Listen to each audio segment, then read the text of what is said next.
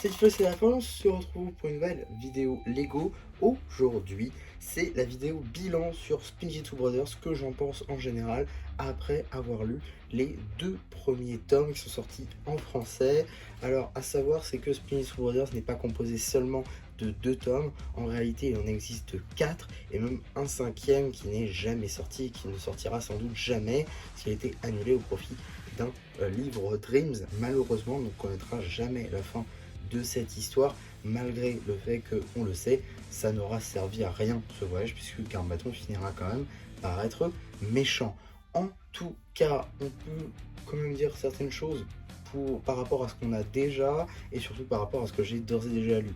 C'est une super histoire, très honnêtement c'est super cool de voir la dynamique entre les deux frères, et sans doute l'une des dynamiques qu'on apprécie le plus dans Ninjago, étant donné que ce sont les deux fils du premier du Spinjitzu, les descendants du créateur de Ninjago, donc c'est quand même assez important je pense comme dynamique, et la série n'a pas réellement trop traité on va dire, donc l'avoir dans une histoire quasi dédiée à ça, c'est franchement super cool. Également on découvre plein d'autres personnages que potentiellement on pourra revoir dans l'avenir de Ninjago, donc c'est franchement cool, et surtout c'est canon à l'univers, on le sait, où la cité dans Ninjago Dragon Rising saison 2, notamment dans l'épisode 5 si je ne dis pas de bêtises, le sort de la cascade, où il parle justement des, je crois, 2 et 3 de Spinjitzu Brothers. Également, j'aurais aimé parler du but, tout simplement, de cette histoire, le T pour retrouver un peu l'ancien Garmadon, un Garmadon gentil, pour éviter qu'il devienne maléfique. On sait, puisqu'on a vu la série, que ça n'a pas marché, mais quand même, ça veut dire que le premier du Spinjitzu avait peut-être une idée. Et malheureusement, je sais que ça aurait dû être la finalité. En gros, on aurait dû la voir en tome 5, sauf qu'on n'a jamais eu le tome 5, donc on ne saura jamais la finalité. Enfin si, du coup, qu'il l'a pas trouvé ou que ça n'a pas marché. Enfin, dans tous les cas, on ne saura pas la finalité de l'histoire de base, ce que je trouve un peu dommage, franchement, parce que je sais que l'épisode 5, le tome 5, ça aurait dû être le T, donc on aurait dû voir le truc. Également pour les tomes qu'on n'a pas eu en France, donc c'est le Sphinx et le Chroma. Alors le Chroma, je sais que c'est la créature ou l'être le plus puissant de Ninjago.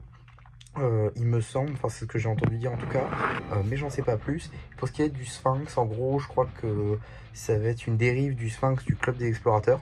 Donc voilà, c'est des choses en plus, en gros, ça complète certaines peut-être histoires que là encore la série n'a pas pu traiter, donc c'est quand même plutôt cool. Et l'histoire du thé qui peut soigner Garmadon, là encore ça n'a pas été traité dans la série, c'est quelque chose de propre au livre, mais qui est là pour approfondir une histoire de la série, donc là encore c'est très très cool. Également, ça permet de faire découvrir nombre de nouveaux personnages que la série n'aura pas forcément eu le temps de traiter si on avait eu de simples flashbacks, ce qui est d'ailleurs, je trouve, plutôt cool. Et également, on découvre un petit peu ce que pense tout simplement le premier du Spinjitzu après l'affront de Wu et Garmadon. Donc là encore, c'est plutôt cool et ça donne de la profondeur au personnage. Tout ça pour dire que je pense que c'est une bonne histoire qui mérite d'être écrite, et j'espère très honnêtement, secrètement, pour les 15 ans, qu'on aura le 5e tome, ou alors peut-être une version série, pourquoi pas, du livre. Ça peut être franchement cool, je veux dire, ce serait pas la première fois qu'on a une adaptation série d'un livre. Donc pour la gamme Ninjago, je pense que ça pourrait être cool, mais d'ailleurs je vous en parlerai plus longuement peut-être dans une vidéo dédiée, mes attentes pour les 15 ans de Ninjago. Peut-être ça peut être un peu plus pertinent, il faudrait que je la sorte avant la fin de l'année. En tout cas voilà pour cette vidéo dédiée à mon avis sur Spinjitzu Brothers. J'espère que cette vidéo vous aura plu. Dans un autre temps, je vous invite vous à donner votre avis sur le livre en commentaire, ça pourrait en aider certains. Et voilà, du coup, ça vous aura plu, qui vous dit bye bye.